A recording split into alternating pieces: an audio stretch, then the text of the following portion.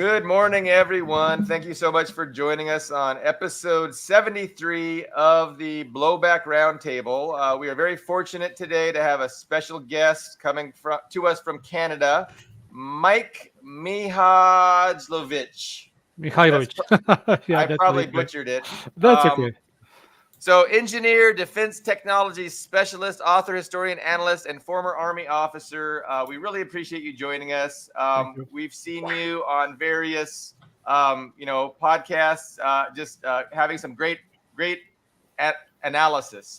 So, thank you very much. And we also have our regular panel: Ben Toth from Page Hungry, Ian Kummer from a suburb in Moscow, and Carlo Parcelli from the belly of the beast, Satan Zanus, Washington, D.C. Ooh.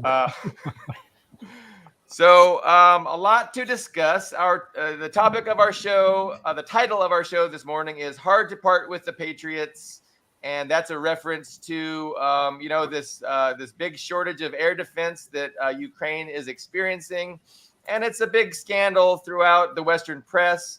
Everybody's being encouraged to send more. Nobody wants to part with theirs, and everybody's pointing fingers. So you guys want to start with that topic? Sure. I mean, it's two piece. One was, of course, what was it? The 20th of April, Hitler's birthday, rather nicely, when the big aid package passed, right, in the U.S. House of Representatives, with lots of blue and yellow flags, like foreign flags. And then the next 2 days later, which was Monday, yesterday, the EU foreign secretaries of the foreign ministers meeting was all about, let's get this air defense, let's get it together, let's send it. And basically all the headlines was that was part of, I think, a Sky News article, the hard to part with the Patriots. They failed to actually commit to anything. They failed to get anything. And we're just wondering why, because we were meant to believe they're all on the shelf, they signed this bill. They're going to send another 2,000 units, or what was it that Zelensky wanted, 25 full systems batteries, which is what, seven or eight launches per battery? Yeah, between 7 and 8 launchers. It can vary from 6 to, let's say, optimal will be from 6 to 8. So, but let me hand it over to you. Does this exist in the world today, and especially the interceptors that you would require? Yeah, let's first say a few words about Patriot. It's a very good system. It's designed to perfectly serve U.S. purpose. But bear in mind, it's not like an old Soviet system. It's not too mobile. It can be, let's say, in the reasonable time, can be set up and dismantled and moved to the other position.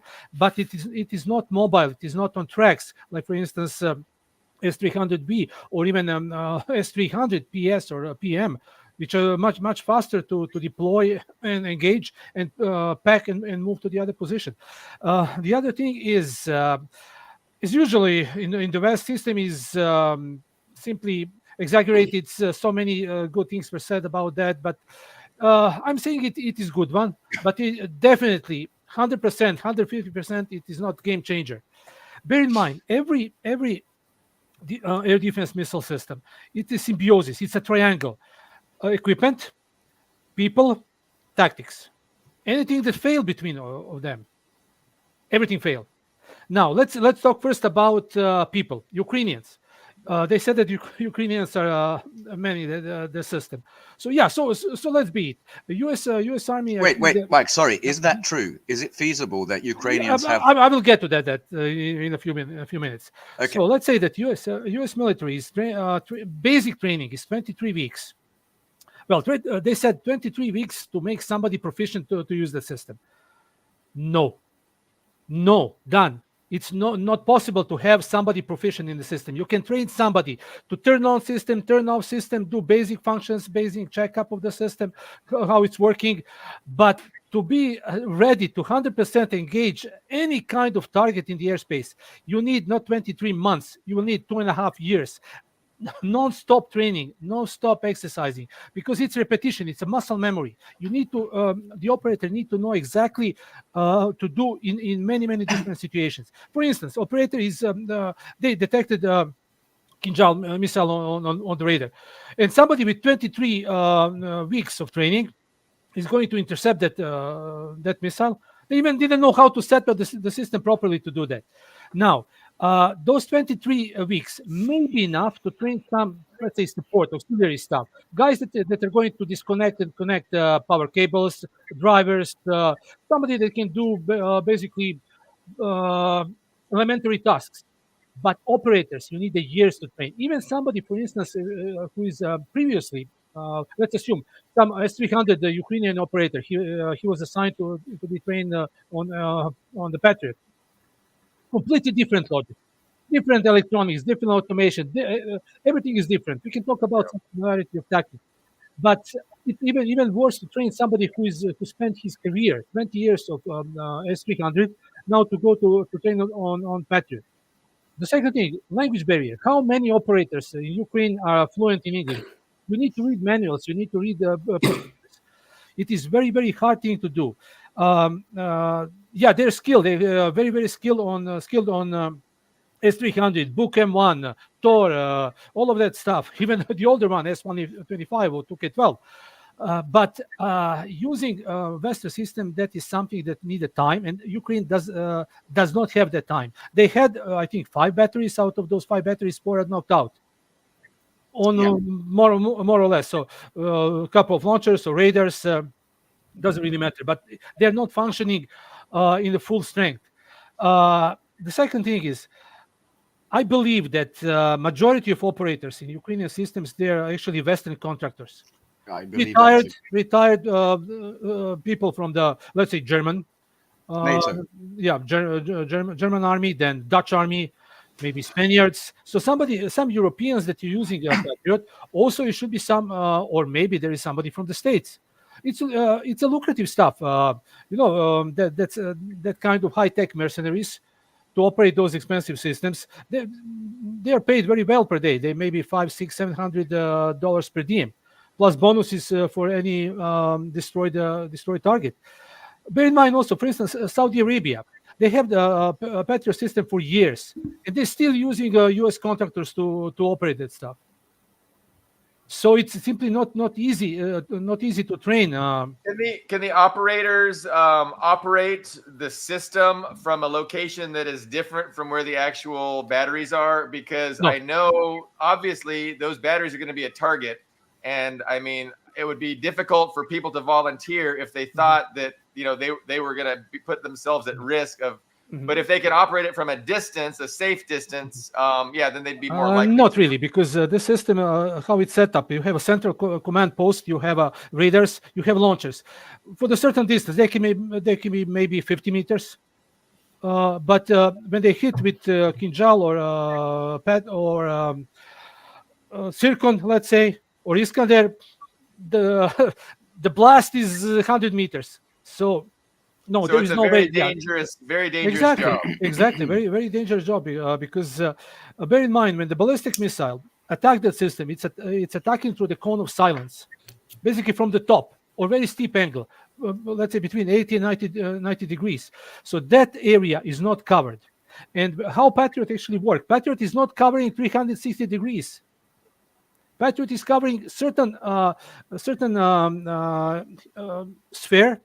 Hemisphere to say better, let's say up to 270, 280 degrees, that segment, but they need support battery to cover their back and to cover that cone of silence, so that vertical space, so that they can engage if somebody is coming from the top. Also, as soon as they turn on fire control radar, Russia will detect it. Russian fighters will detect it and launch anti-radiation missiles. So they have to deal with let's say 20 to 30 seconds gap to launch, guide, and turn off radar, because they will get anti-radiation missile right into the emitter, into the antenna. So that will be about the people. Secondly, hardware. Hardware is something which is, of course, very well designed. It's a capable system. It's a complicated system and need a very expensive system. It costs several billions of dollars or many billions of dollars just to develop that system. Then there is a different types of missiles for the, let's say, PAC-2 or PAC-3. So PAC-3 is the U.S. claimed that they can hit ballistic missiles. Yeah, of course they tested that. They probably hit something, but all claims that they hit Kinjal I posted that on Substack. Pure technical analysis, how Kinjal is acting and how Pack 3, for instance, can intercept it. Probability is 0 because they need to have trained people to do that. They need to have somebody almost from the factory. Those guys who developed that system, who operated that system, who tested the system. So they need those guys, but also even if the states send somebody with that qualification, it's not a proving ground. It's not some desert in Yuma or whatever. So this is combat zone, and it's Kinjal is not going alone. It will be several of them at the same time. So the ability for it to hit hypersonic missiles is there is a theoretical ability, but for instance, with Pack 3, they need to do direct impact. So there is no proximity fuse. So they need to guide to hit that directly, simply kinetic impact to disable it. But the only way that they can probably try to hit Kinjal is on the up when they launch it, actually, so that they can try to intercept when for instance MiG 31K when it's launched the system, but it's happening 600 kilometers. So I'm just talking about the theory. There will be a possibility, and the next one is when the missile from that stratosphere or above the exoatmosphere, it's coming toward from let's say relatively horizontal path to the vertical path, because they're losing some velocities, those missiles, when they change the trajectory. They can try to do that, but that is happening in the cone of silence. So then they need to have 1 or 2 other batteries covering that.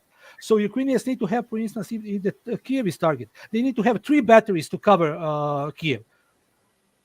But Russia will know exactly where those batteries are located. First through the electronic intelligence, then to the people. Of course, the Russian sympathizers, collaborators, they will tip off. Yeah, and after that, it will not be one Kinjal. It will be a salvo of cruise missiles going in that direction. It will be drones. Everything is synchronized to come at the same time. So those missileers in the command station, in the guidance station, they will have a trouble to decide what to engage.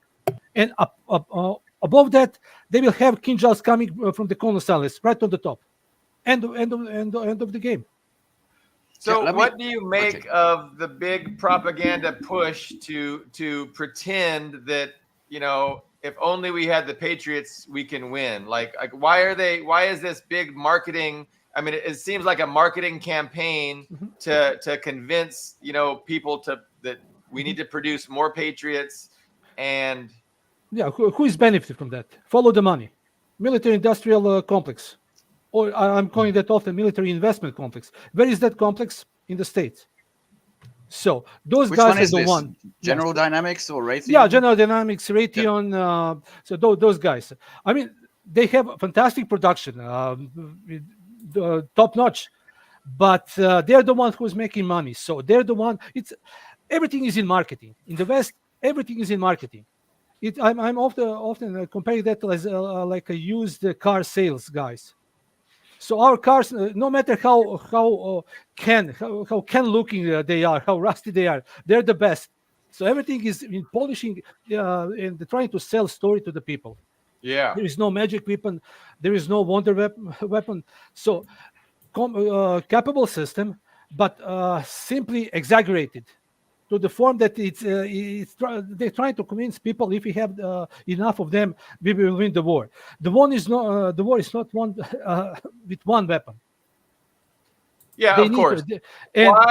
Why is there a dearth of Patriots? Like, I mean, how come if everybody wants them and Ukraine could use them, because everybody admits they're a good system, a decent system, and Ukraine could use them and it would help Ukraine. How come the West hasn't produced more of them? Is it? I mean, does it go back to our capitalist system where the private owners want guaranteed? Exactly, extremely expensive system, because it costs, let's say, 10 times more than S-300. Too many midwives to say are involved in that system. Too many people need to put money in their pockets.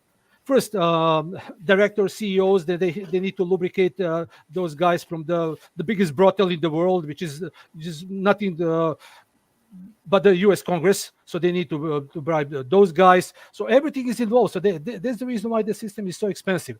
The second thing is there is a certain reserves. Every country, every military count on a certain reserves. So in the case of all-out war, so they need to have reserves for that.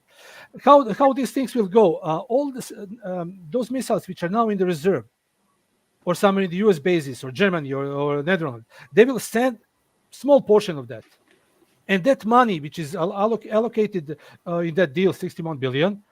That money will go to the MIC so that they can produce the new one, which will stay in the States. So Ukrainians will not get anything more that is optimal to keep Western defense on the top level, just in the case that all-out war breaks.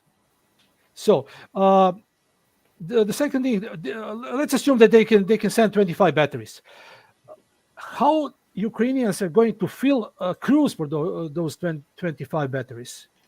They can barely scramble crews for, let's say, 3, because out of 5, let's say the 3 are lost. Americans or Germans, they replaced a couple of launchers or guidance stations. But again, we're going back to that 23 months of training. They can put somebody from the street or some volunteers, contractors to do that, but you need to have cohesion. You need to have a system that will operate 24/7, three combat shifts, and you will always have some kind of breakdowns of equipment, destroyed or damaged. So once when even they have 25 batteries, out of those 25 batteries, let's say that 18 will be operational. So 7 will be on more or less maintenance basis or hit in the first week or 2. So they will move those batteries toward the front line, but Russia is not going to stand idle. Russia developed the tactics how to engage those batteries. They're hunting them. Yeah, they're hunting them. But also Patriots, they need support. It's not just one system fits everything. When Russia locate one Patriot battery, they will send 10 cruise missiles on that. They will send several Kinjals. And they can do that everything at the same time. And I was gonna about the idea of the lack of training for the operators. I mean, I know we saw a lot of videos. Look what the Russians did. They just attacked this apartment building. You know, why would the Russians attack an apartment building? And probably what happened was the Russians took out, you know, some kind of a military target, and the defense, the Patriot defense, they've stopped for a month because there's no air defenses left. There's no exactly, because see what is happening when they hit some of those civilian buildings. Let's say, for instance, school or hotel. This is the perfect place to keep somebody important, because you're not going to put ordinary infantrymen into hotel. You're going to put some advisors, some foreigners, something who is higher in the ranks. Infantry, those dust eaters, they will be in the trenches. This is the place for them. But those command staff, no offense, Ian. No offense, of course. But those guys in command role, on high role, they will be in the luxury hotels. They will have services there, and of course, people talk. What happened in Chernihiv? I know that that hotel actually, and every hotel in Chernihiv is full of Ukrainian soldiers. Everyone. But Russia is not hitting them on the scale that, for instance, if it's the opposite, for instance, U.S. Is involved instead of Russia. U.S. Air Forces will hit everything. It will level factories. It will level all civilian infrastructures, hydro power plants, dams, everything. In Serbia, in your home. Yeah, that happened with us. But we know we are just a fraction, 1/10 of thousand of the strength of Russia or Ukraine. Bear in mind that before when Ukraine became the independent country, when you count the number of air defense units per square mileage, Ukraine was even stronger in that field than Russia. I mean, last year there were articles that Kiev is the most protected place on earth, and not just Patriots. There was like the Iris-T from Germany, the SMT from France. They just had a collection of every sort of it's a mixed match of everything. So you need to assemble people for all of that stuff, and air defense units can't function properly alone. They need support. So Patriot will need support, let's say, of NASAMS. So something that, or let's say Bootcamp 1, so that's something that can engage low-level flights, because it will be ridiculous to fire, to launch one Patriot missile against a Shahid drone or Geran drone. So that's the reason why they need SHORAD or mid-range defense systems. Also, they need to have integrated air defense, so something that will cover the whole country. They had it. That system was seriously degraded. Now, all informations, which is actually the strongest weapon that the Western can do, is military intelligence. All assets, from the drones, space systems, everything is now put in to help Ukrainians. And anytime when you see some drones flying, those high altitude recognizing drones flying over the Black Sea, it's 100% that the attack will follow. And everybody ask, or many people ask, why Russia is not destroying that stuff. And well, they're always close to Sochi, and Russia doesn't destroy them. And some people are getting impatient. Yeah, impatient. Yeah. But, Russia has reasons why they're not doing that. Russia doesn't want to escalate. But once when they escalate, end of the story. Konec filma. That was at the end of every Soviet movie. Yeah. Konec filma. It is going to happen. Bear in mind, now it's special military operation, the lowest level of armed conflict. The next level will be probably anti-terrorist operation.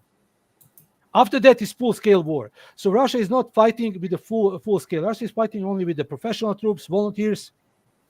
But in the next phase, if Russia really start to take things seriously, Ukraine will be probably just Lviv and few surrounding villages. I mean, we're all waiting for the actual release of the Crocus City Hall intelligence that they've gathered on that terrorist attack, because Russia didn't really have a huge official response to this 95 billion aid. All that they said that this is direct support for terrorism, and the second thing was, because it was part of it, was confiscating Russian assets. We'll have a response. We have more than that. Absolutely, absolutely. They're going to confiscate the Western assets. Yep. And what is important in Western Europe or North America, private property. Nobody's touching that, and people who lose that stuff, we're going to lose that stuff, will not be happy. And those people are not you, me, or somebody else low level that lives from paycheck to paycheck. Those guys are investors, and they don't like to lose money.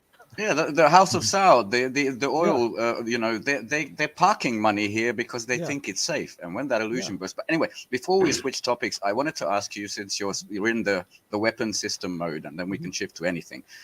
I wonder if there's a connection between what Iran did, over Israel, and what I would call, the complete saturation of the system. Absolutely. Like four or five countries needed to shoot down the little Dorito drones, the Shahids. It was. But wait. There was this video. I was trying to find it, but I can't find it. But when the actual ballistic missiles, I think they were Mark 5, meaning supersonic, not even hypersonic, when they came in above the targets in the Negev desert, you can see at the end there was flares, there was quick maneuvers, and then speeding up into the target, at least 5 hits in one. Do you think that has something to do with the panic? Like Britain is talking about, we need an Iron Dome above England now, and everybody's hanging on to the little systems, because do you think that caused something of a panic? Well, definitely it will cause those politicians to brag about new investment, about protection. You mentioned Iron Dome. Iron Dome is just a short-range anti-ballistic rocket system. Israelis, they have David Sling, they have Arrow. The Americans, they put a THAAD system there. So everything that most expensive things in the world regarding to that protection is there. So Israel is now most protected. And those several bases are most protected places on Earth, more protected than Washington, D.C., White House, or Kremlin even. So the multi-layered protection, and multiple countries are using that. Iranians attack synchronized, so they send drones, they send cruise missiles, they send old ballistic missiles. So Iranians, they didn't disclose the latest one. And those ballistic missiles, they have maneuverable re-entry vehicles. So let's say the top where those multiple warheads are located. It's separate from the booster, and booster drops somewhere maybe 100 kilometers from the place, maybe 200, who knows. Then those multiple maneuverable reentry vehicles, they have programmed the trajectory. So they're flying, they will adjust it, some of them will be hit. But Iran showed one very important thing. They can launch simultaneous attack on the multiple targets, saturating air defense, and hit as well with the old stuff. Yeah, I think people got really what's the best word? They got the skitters from that. Yeah, then Israel brag about retaliatory attack, revenge, and we saw what happened. I mean, they launched few drones inside quadricopters. Quadricopters from their network. But I have to praise Israelis because they have a very extensive network of spies or collaborators in Iran itself. So they were able to launch it. But you order stuff from Amazon. You got a drone. You hang. You buy on the black market hand grenade, or using Tor or whatever of those systems. You can purchase that illegal stuff, or you can improvise in your garage if you have enough skills. So they attach that to the quadricopter, launch guided, and if it's hit, it's hit.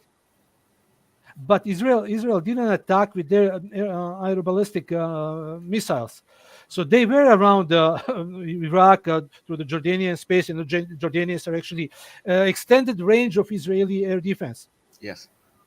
Like Saudis, of course. Iraq is occupied anyway, so nobody asked Iraqis anyway. Syrians, they can't fly to the Syria because it will be Russians are there. So they're using Jordan to try to engage in that attack. They try to engage Iranian drones from the over Jordan and Iraq with the help of US and Brits. Of course, Brits are there. Nothing can go without them. Yeah, they came from. I mean, these were the two countries that boasted about what they did. Was the Britons coming from Cyprus, and the Americans boasted about like 60 shot down from the aircraft. So basically, if they shot down 60, they should show that on TV. That's how marketing works. So they will show exactly. We shut down 60. Here's everything. Yeah. They shut down several, I would say, but about 99%.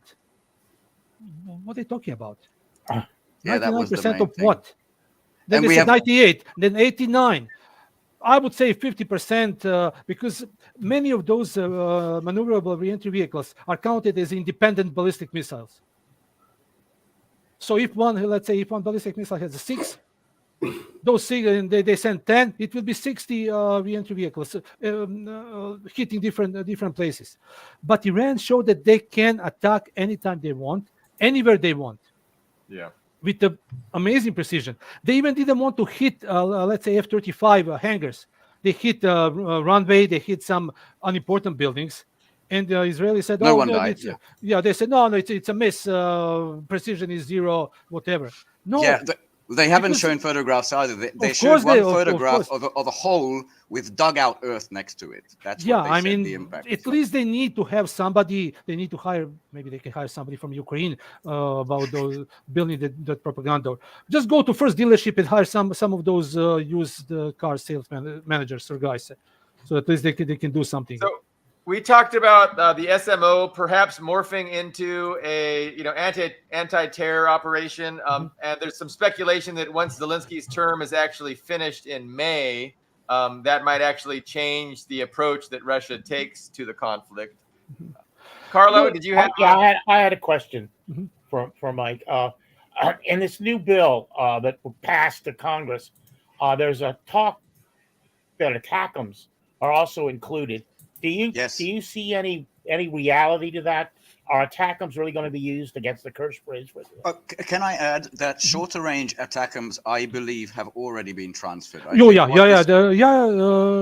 there. So they will probably transfer something up to 300 kilometers, but they are trying to convince public that Ukraine will not attack Russian mainland. To say mainland, but once Russia is actually now following that. Russia is trying to localize the positions where those missiles will be stacked in some underground storages. And when you hear that, for instance, such and such airport was attacked, some unimportant building was struck, it wasn't unimportant, because they probably see Russian intelligence. They're following everything. They will know from the moment when those missiles land into Poland, to the transport routes, to the last position where they will be unloaded from the train or from the trucks. Then Russia will strike those places. Some of missiles. I believe that the Ukrainians, they already launched a few on Jankoy Air Base. They were successful destroying one battery. I'm always saying, credit where credit's due. So that was a mistake of Russian defense, because they didn't engage them. But bear in mind, we don't know details. Some of those missiles were hit. It's a huge front. It's more than 700 kilometers. Closer to 1,000, yeah. Yeah, closer to 1,000. But once when Russia detect the launch of ballistic missile, immediately all Russian available assets will be upon that area. And they will not probably attack right away launcher. They will follow launcher to some places for reloading. And that will be in some, let's say, industrial building or maybe even school. So when you heard that some school was blown up in Zaporozhye, well, guess what was inside? So you're suggesting even the ATACMS aren't game changers. They're not going to be marching on Moscow just because the U.S. gives them, 300-kilometer range ATACMS. Okay. No. There is no game changer. Yeah, no. It's just stories for fools. So that those I don't even know how to call them. That look through the propaganda material and other stuff. Simply, there is no game changer. The game changer, you know what will be in this war? Somebody saying enough in Kiev to say, hey, enough is enough. Let's now talk with Russians. Yeah. Because we all speak Russian language, and kicked out those Brits or Americans or French out because they created the mess. But that will be the game changer in this war. If we could get to that point, my Prime Minister. I doubt. Orban says that a lot of the West is suffering from war psychosis, but I think Ian had something to say. Yes, I think we're being a little overly optimistic about the countermeasures against ATACMS. ATACMS is fired from those same HIMARS launchers because they can be reconfigured, and so that probably is just the shorter range GMR. If I can pronounce it correctly, the GPS guided munitions for the HIMARS launchers are probably one of the most effective weapons. Yeah, HIMARS, yes, because HIMARS can saturate for the short period of time one designated area.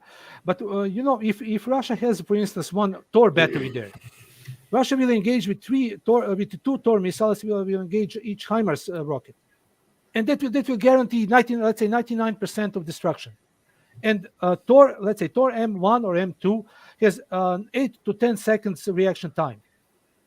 Panzer S will also engage that, let's say, even further, up to 15, 16 kilometers. So Russia needs to think how to cover area, how to saturate area, make echelons of air defense. So medium range, short range, and manpads, point defense. So that they can try to engage those. Of course, manpad it's not able to engage HIMARS, but Shorts can engage HIMARS. Panzer S, which is, let's say, close to the medium range, it can engage ATACMS, and also HIMARS. S300V is optimized to engage any ballistic missile, from Tochka to ATACMS. So it's not a problem. But if they are available, that's what professionals called layered, right? Because previously you said integrated, which is different. Layered is this different kind of all the way to S550, satellites and hypersonics. Yeah, exactly. So they and Russia have that. Of course, Russia is not fighting only Ukraine. Ukrainians just are the tip of that let's say the quotes like a sword. of Western sword, because the whole Western intelligence, designated for that portion of the world, is engaged against Russia. So Russia is fighting the whole NATO intelligence, NATO assets. Russia could wipe out the Ukrainian forces if it's just against Ukraine. They can wipe them in a month. But the problem is that West is deep to their throats in this war. But they have been for 10 years. Yeah, they have been for 10 years. But deep to the throat is just a few fingers, or let's say inch and a half to the mouth. So somebody is going to get choked and drowned into this engagement. We're talking about the context of Ukraine trying to figure out any kind of way to continue to resist Russia's advance, and it's looking real difficult for them, and it's causing a lot of panic in the West. But you also have other fronts. So you have like the South China Sea, you have Taiwan, you have the Middle East, you have Israel, Palestine, there's Yemen and Iran. What do you think is going to be the Western response to all these fronts? I mean, are we going to just see continued escalation, and where is that going to end? I mean, in your opinion? Well, first thing first is Israel is the most important for the West. Yeah. If Israel is getting into deep trouble, Ukrainian problem, your war in Ukraine is going down the drain. They're finished. They're going to forget about them. The next one is China. The Chinese are smart. They're just waiting. They're winning the all wars just without participation. Ukraine is now occupying. Actually, Ukraine occupied the first place until October the 7th. Ukraine is now on the backstage, and that is trend that I don't think that is going to change. West is going to push enough equipment, enough money to keep them afloat, but it's not going to go. November. Well, in November, who knows what is going to happen? November is a month is going to happen, but is it really going to be elections? Well, I doubt that it will be any fair elections.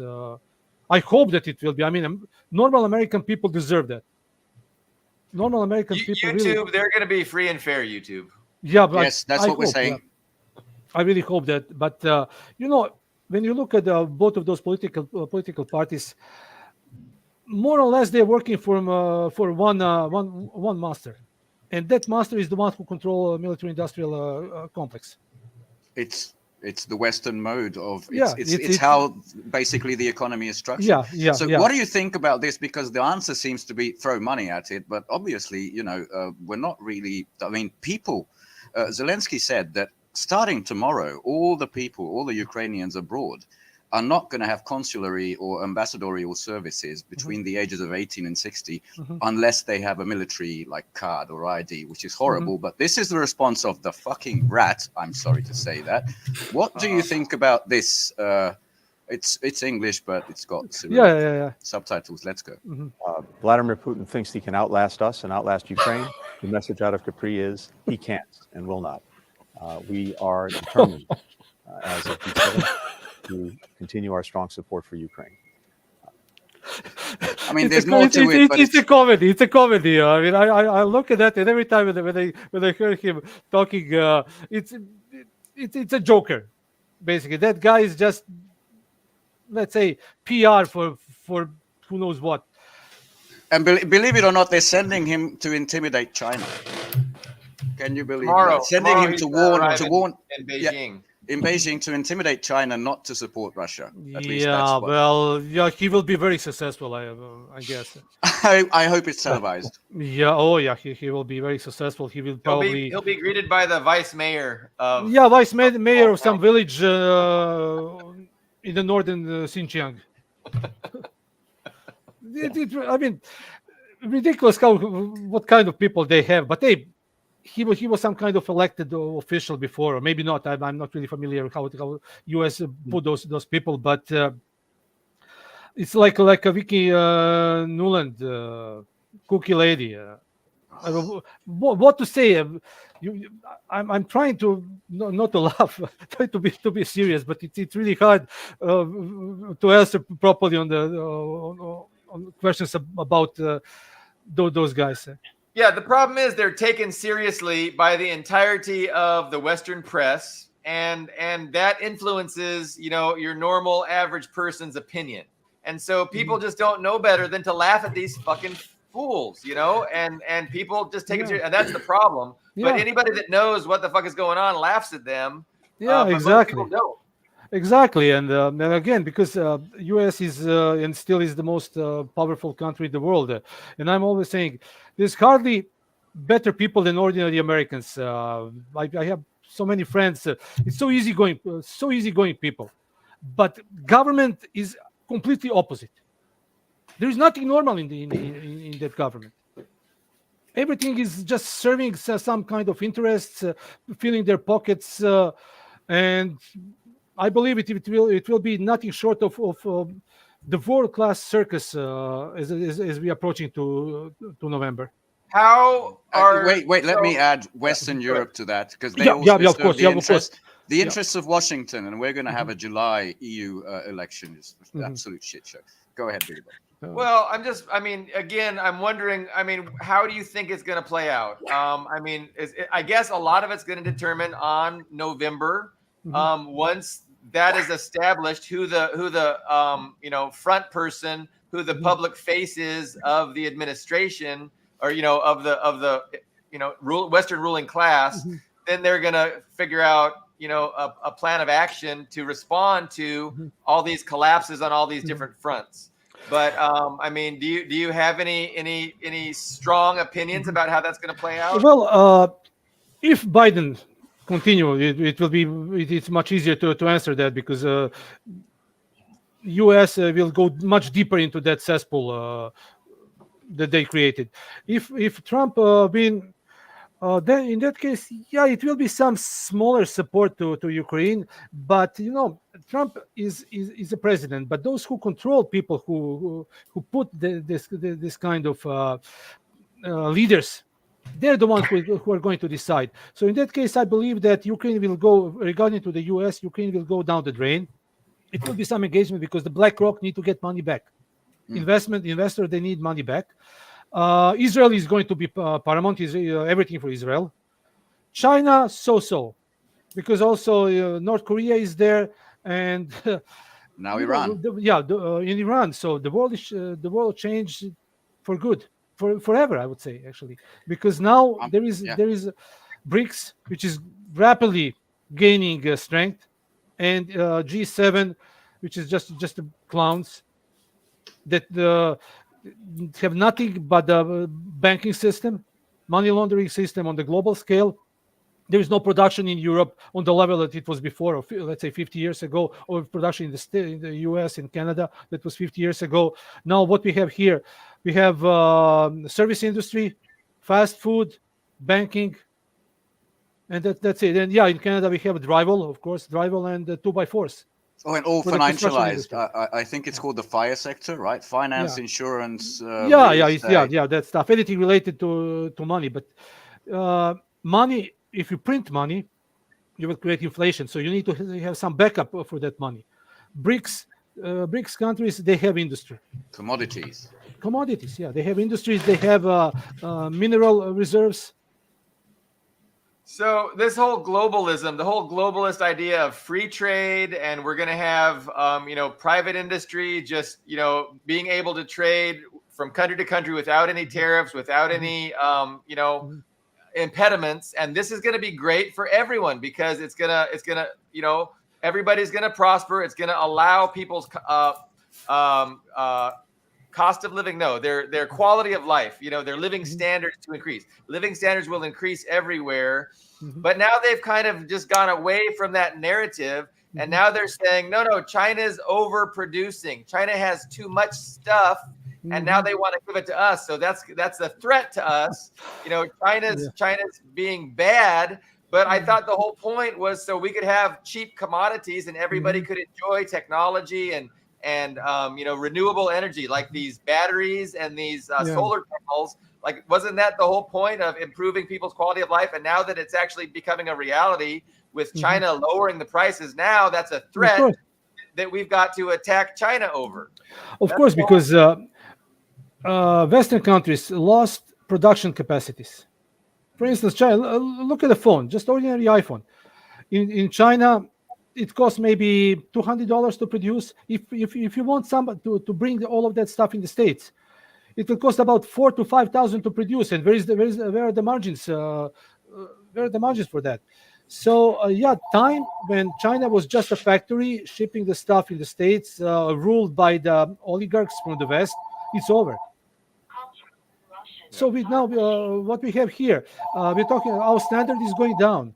In Canada, prices are 30% up, and they're talking that we don't have inflation. Now we recently got increase of the gas prices, and everything went up. I saw the similar story in former Yugoslavia. Slowly but steady increasing the prices. Inflation is kicking in. Crisis. People start to hate each other, and we all know how Yugoslavia finished. Unfortunately, How Yugoslavia ended. Yeah. So. And it exposes the previous marketing lies that globalism was sold to us. Globalism was sold to everybody in the United States as it's going to be a great thing because it's going to lower prices, it's going to increase access to these commodities.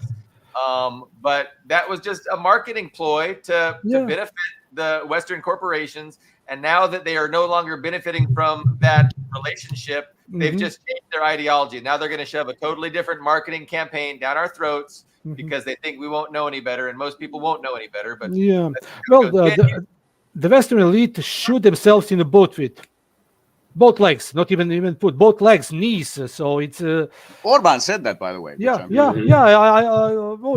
appreciate his thought. Orban is really he's a smart guy, and he put interest of his country first, not interest of oligarchs in EU. Yeah, for that he's hated. He's reviled for that. He's a Putinist. He's a reincarnated now Hitler. Slovakia also. Slovaks also trying to put their country first. And once when you lose your country in that way, giving everything to some fictive or whatever organization which is not elected, like a European Parliament, or the Commission. That's absolutely Commission. It's lost. It's done. Finished. Even Georgia now, and in the wanting to make the NGOs register, or more to the point, Africa, Mali, Niger, Burkina Faso, now Chad and Senegal. Yeah, everybody's moving away. Everybody's becoming aware that the U.S. based system is not good. We want that awareness. It's been the problem all along. We want that awareness to spread to Western Europe. Than the difference between AFRICOM and the Belt and Road Initiative. That's where the rubber meets the road. That's where the difference is so glaring. Where dollars get turned into real commodities. If there's a free and fair election in the United States here in November, that'll be the first time in its history. Yeah, but there's so ways how to. I believe it will be a lot of stealing. And what may happen? What may happen in the States? We need to point out here that Trump has endorsed that spending bill. So that's and he said we need to save Ukraine. Yeah, that's a bucket of cold water on those of us who are optimistic at this idea. Exactly. So and Moscow Marjorie. Follow the money. So you will see how who is pulling that stuff. So there is somebody above U.S. government who is pulling those strings. I used to. I don't believe in too much in conspiracy theories, but definitely those guys on the top, they are controlled by somebody. Oh yeah. So somebody is pulling the strings. Well, they call it. It's aptly called the deep state. Deep state, yeah. Deep state. Permanent state. That's what Russia calls it. And that's an apparatus for the hyper wealthy. And it's like when I was young in the Vietnam War, we saw corporate the corporations. The CIA was basically a private army for the corporation. Yeah, and it's still true. I mean, the church committee did an investigation, and around 100 of their employees were either CIA assets or CIA agents. 100 out of 600. So Yeah. it's still that way. just- It's Bezos Wanna- has contracts with U.S. intelligence. Of the course, Central yeah. Intelligence. Yes. Bezos, then Musk, all of them have contracts, so they're legally bonded to work for them. Yeah. Yeah, true. Yeah. On the money front, I just want to add, not really, like just data points, like a couple of them, because part of this 95 billion bill was obviously confiscating Russian assets, an option to sanction Iranian oil heading to China. After what they did was, I think they sanctioned in London, the London Metal Exchange, Russian metals. They bought it in huge quantities. Washington didn't. And in the meantime, this thing, as you said, the money printer goes brr, brr, but Yellen has to create what do they call them, government bonds. And for months, a lot of the Bloomberg Financial Times, they said we're having trouble selling these bonds, where it's not really that easy. And that's why they're looking at those 200 billions in assets and trying to steal it, because it's just not that simple as it always has been. And people are looking at the alternative. Just so you know, interesting thing, Xi Jinping, who's heading to Europe next, is first going to experience the shock of Paris, which is a cesspool. But the next two countries he's heading to is Serbia and then Hungary. And that gives me a lot of hope. Of course, yeah. He's a smart man. He's a smart man, definitely. And I am glad that he's going to meet Orban. Vucic, Serbian president. He's divisive. He's divisive. So I know him personally. I know when he was radical in early 1990s. But people change. If you want to find out the real character of a person, put him into the power. Give him some power, and he will show himself. I thought put him under pressure, but that's good. No, but give him a power, because under pressure is different. People can, but if the person have a power, he's going to exercise that. He's going to use that on many different ways. So that is one of the ways. There is old expression in Serbian describing that kind of let's say stuff or procedure. Yeah, so I always kind of describe the Western ruling establishment as innumerable different factions within the establishment. The military-industrial complex, the insurance companies, healthcare industries. There's the Zionist lobby. There's just, a whole bunch of rich billionaires with competing and overlapping interests, and they kind of fight it out amongst themselves to develop a coherent policy and approach. But it's a chaotic, thing, and it's, they put in place this government that's just a figurehead, right? It's just like a stand-in. It's a pretend democracy that doesn't have any real power, and behind the scenes is where the policy is decided. When these factions fight it out amongst themselves. So to that extent, it doesn't really matter, who wins, whether it's going to be Trump. We saw Trump win before. Trump was a president for 4 years, guys, and what changed? Nothing. You can say that he tried to change things, but he wasn't able to. So it just shows you the lack of democracy and the joke that we are a democracy. It's a dictatorship of the wealthy elite. It's an oligarchy, and so I was going to talk about the Middle East a little bit. I wanted to make the point that our Western media, that is the PR arm of our Western dictatorship, they have the Western media is their public relations arm. And they've really been trying to distract from these atrocities that, Israel has been perpetrating in Gaza. And they've been able to do that successfully by raising this big, huge ruckus about the anti-Semitism on college universities. Isn't that awful?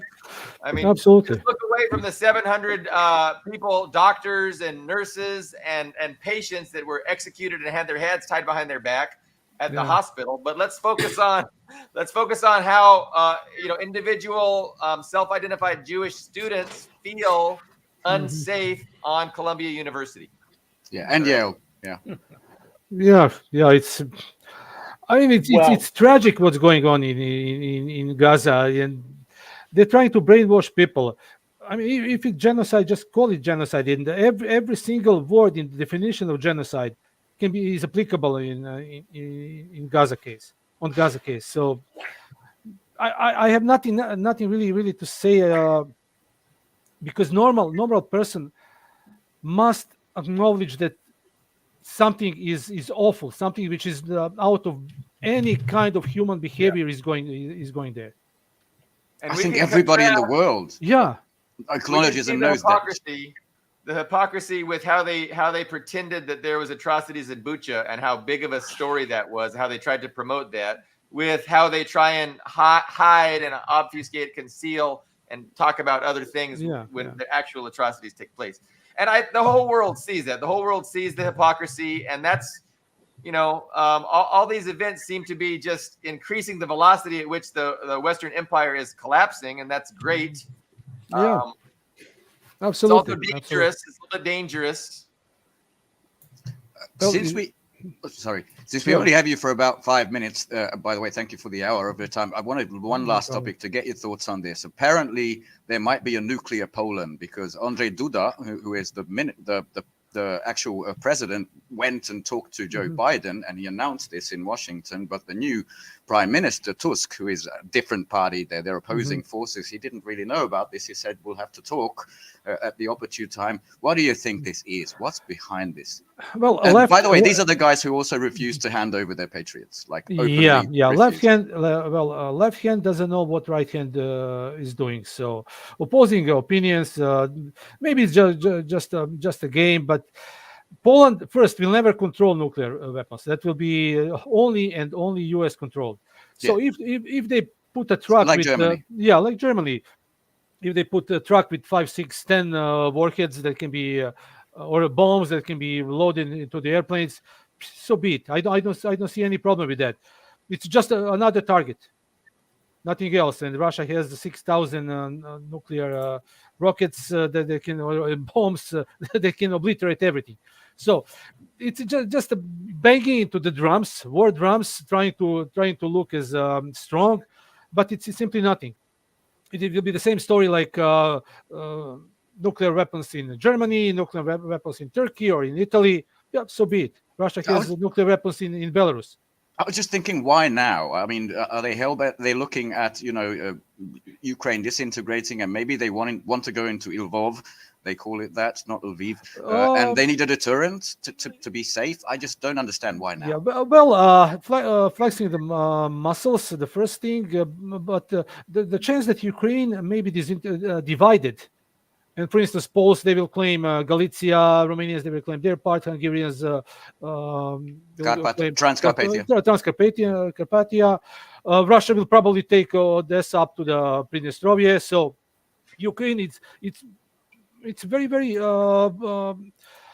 plausible stuff that it may happen, because more or less Ukraine is a country that was created by Lenin. And Putin blames him. Yeah. So they want to get the communization. Yeah, so be it. Also, and money is exchanged. But Go ahead, the problem is investment. BlackRock, they purchased a huge amount of land, huge land masses, and the Ukraine soil is the most fertile in Europe. So it is investment. And those investors, nobody like to lose. So what they can get if they lose in that portion, so what they can get to make equal, to make let's say to put the draw. Or I doubt that they will get any sufficient stuff to justify their investment, but at least to draw it, to be on zero. Those guys are the ones who are going to decide what is going to happen with Ukraine. Well, on the western side, and of course, it will be Putin, Shoigu, and Gerasimov on the Russian side. True. Yeah, that's the crazy thing. Any kind of settlement that they end up discussing, that's going to be the U.S. #1 top priority. Hey, BlackRock has to be made even. Yeah, I mean, that's just made even, make a draw. Yeah. I just want to add that according to an analyst at Izvestia, Russian major news outlet, Izvestia, this is all to get influence within the EU, to become America's favorite pet, basically, saying we outweigh Germans and the French, and we're the next Ukraine. It's simply Europe is vassals on the most elementary competing vassals, competing vassals, So they weird. lost any power. The UK and France, they still have nuclear weapons, but look at their military. For instance, British military. If you put the whole armed forces, you can barely fill the Wembley Stadium in London. I think George Galloway said that, but there's like Yeah, 30,000 yeah, seats still free. yeah. And it will be And a lot of places for those, a lot of empty seats. Yeah. Yeah. So now and they're nukes, just trying to play tough guys.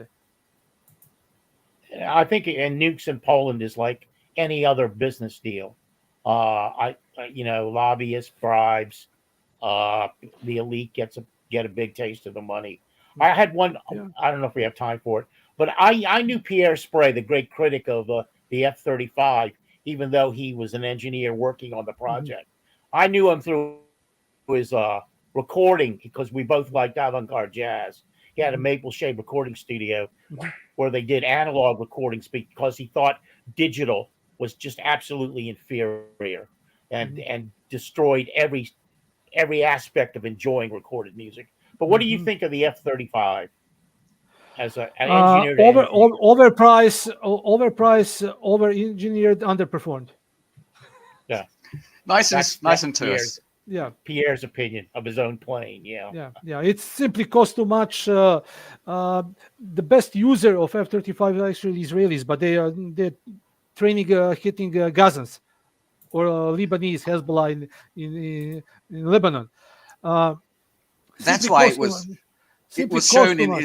in a car chase and car destruction in Die Hard, and that's Yeah, why people yeah, believe it's amazing. One of the Die Hard movies. I mean, I like the concept, how they want to make one universal plane, but there is so many disadvantages that we need 3 hours just to mention all of them, and it's so expensive that no normal country can't afford to have them.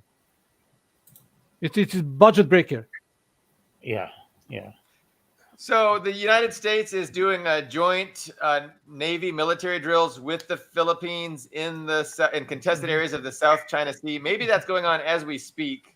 Do you think the U.S. is trying to angle the Philippines to be the next Ukraine and trying to get the Philippines to sacrifice themselves in a attack on China? They will do anyone. They will sacrifice anyone just to go instead of them. Yeah. So doesn't matter what is the name of that country. Doesn't matter who is president.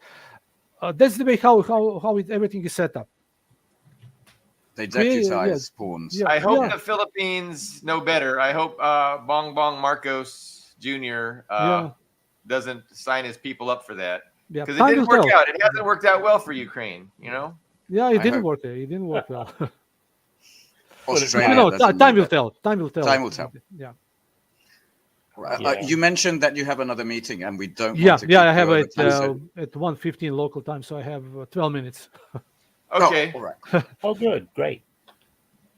I was going to talk about, I know Africa Stream. Carlo, you have been promoting Africa Stream, and I watched one of their videos on YouTube. They had the prime minister or president of Guyana talking to a British reporter, and the British reporter was just talking to him about this, this newly discovered $160 billion worth of oil and natural gas found in Guyana, and so that's led to a crisis with Venezuela.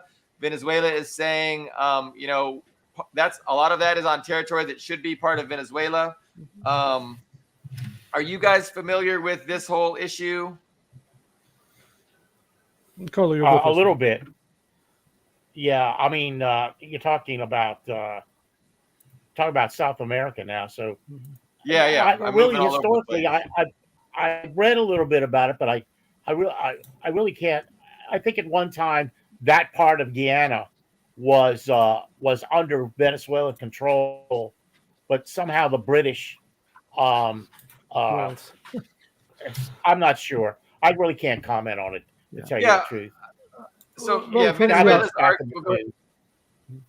Yeah, from my knowledge, it's a disputed area, rich area. So Venezuela, I believe that they have legal claims for that based on the stuff that I read. But bear in mind, U.S. they need crisis. U.S. government they need crisis. Doesn't matter where. Doesn't matter how big. If they can, build the crisis between Guyana and Venezuela up to the, let's say, to the armed conflict, that's excellent because that is the way how they can weak Venezuela. So this is the way how things working. Bear in mind, the U.S. consider South America front yard or backyard. So the zone of their interest. They have Cuba, they have Venezuela, I believe, Salvador, Nicaragua, those countries which simply said, "Hey, enough is enough. We want to live our own life." Not Argentina, unfortunately. Yeah, not Argentina. I mean, they got that. I don't know even how to define Milei. Milei is, I don't know, libertarian, crazy. What I find curious is it Venezuela initiated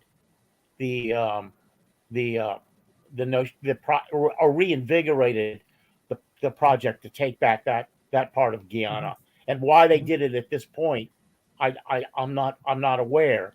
I don't know why. I think what oil they discovered. have, the international price is very strong right now, so that's helping the Venezuelan economy. Yeah, definitely they have a reason. With all the sanctions, but I don't understand why Venezuela would approach take that approach toward the Guyana holdings right now at this point. Not aware of that. I don't know. Yeah, probably there is something. I mean, they want to solve that the dispute, and maybe they simply feel that U.S. is weak at this moment. But based on the reaction, U.S. Southern Command, they all jump against that. They're getting ready, lining Colombia, lining Argentina, everyone that they can bring into the same boat against Venezuela, because Venezuela is a rich country. They almost destroyed, but Venezuela they align with the BRICS, and they will become the member of BRICS. Venezuela has natural resources, oil, minerals, so something which U.S. business is pretty much interested. Yeah, they covet it. Now that you just have 5 minutes and you're good at giving very fast but still substantive answers, there's 3 hotspots that I just want to get your quick thoughts on, just quick fire, okay? One was Moldova, because Gagauzia and all the opposition went to Moscow and they created this bloc called the Pobeda bloc of the opposition, the victory bloc, who say we're not going to go along with whatever Chisinau, Maya Sandu wants. It gives me some sort of hope. Georgia was the second one, and my Prime Minister Orban, he's advocating for Bosnia and Herzegovina to join the EU, but he's also visiting Milorad Dodik in Republika Srpska, the unrecognized Serbian state within it. And I'm just, go for it. Yeah, first, Gagauzia, they know what is going on, and that Moldova will be Moldova is just a proxy to create a crisis. So they know the poorest country in Europe, next to Ukraine. They're trying to to create a crisis, because any kind of crisis created closer to Russia works for the West. Georgia is included, and in Georgia, since they introduced that law regarding to the foreign registration of foreign the Putin law or Russian law, they call it Putin law. Yeah, I mean, sovereign country must have control what is going on. Otherwise, you have all kind of money laundering, all kind of intelligences. Those NGOs are very dangerous, actually, organizations. Some of them are, of course, working honestly and genuine, but most of them are just cover-ups for intelligence operations. Bosnia and Herzegovina, artificial country. Republika Srpska simply, they don't want to be that. They had a civil war. They were forced to live in the same country. They simply don't want to do that. Banja Luka, the capital of Republika Srpska, they don't recognize Sarajevo. Yeah. Because why they should that? I mean, the Sarajevo there is a joke. Sarajevo is divided with Eastern and Middle Eastern Sarajevo. Ah, yeah. So it's artificial, simply artificial. Even Bosnia is was always population of Bosnia was always part of either Croatian nation or Serbian nation. It was introduced 1945 as a Muslim nation. Imagine when the communist dictator, invented Muslim nation.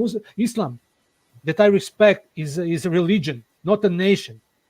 But in Bosnia now they call them Bosniak. But it's like a Newfies, people from Newfoundland or West Virginians. Is West Virginia a nation? They're all Americans. It's like a regional belongs. So it's. I wish we had another hour. Yeah. Well, next time. Yeah. Okay. So yeah, That it sounds like there's been a long history of a divide and conquer strategy where Exactly. they utilize Yeah. ethnic, religious, cultural, any kind of differences to just drive a wedge between them and cause chaos to benefit their interests. Exactly. Chaos at the multiple places, hotspots in the world is always work for a certain group, and that group is sitting in D.C. or New York or some of those places where it's not ordinary man can even step in. Classic. And they're dancing with the devil, because if you stop to serve the interests of the imperialists, I mean, they will turn on you and throw you under the bus in a heartbeat. Oh yeah, without any thoughts. Just Except if you refuse to be divided. Hello, Russia. Hello, China. Yeah. Just saying. Yeah. Mike, thank you so much. Thank you, Mike. Expertise, and we will have you back. Thank you very much. You're welcome, guys. Yes. My pleasure. We're going to continue the discussion, but you want me to pop you out? Yeah, I will actually. I have to log on to the other meeting in 3 minutes. So, guys, my pleasure. Take care. Cheers. Thank you very much again. Cheers. you. Bye-bye. Thank you. So that's what it's like to talk to a rocket scientist. I'm sorry, Yes. missileer. What is it? What's that? Yeah, before the show, he made the distinction. He's not a rocket scientist, but he's a missileer, or what did he say? He's an expert definitely in missile technology, and he's in the military. That was his job. So what didn't we hit on that we wanted to discuss? I know I wanted to talk a little bit more about that interview. So nobody else saw that Africa Stream interview with the president of Guyana. It was pretty interesting. One of the things was 160 billion worth of energy, developed, and the U.S. really wants to get its hands on it. In the previous administration, before that president took power, they had done a real exploitative sweetheart deal with Exxon, and they had just given Exxon tremendous access to a whole bunch of energy at a fucking really ridiculous price. And so they were, the British hard talk journalist was confronting the president. He's like, are you going to let Exxon get away with this? And the freaking president was saying, it's the sanctity of a contract. We can't do anything. It's a contract. We can't break a contract.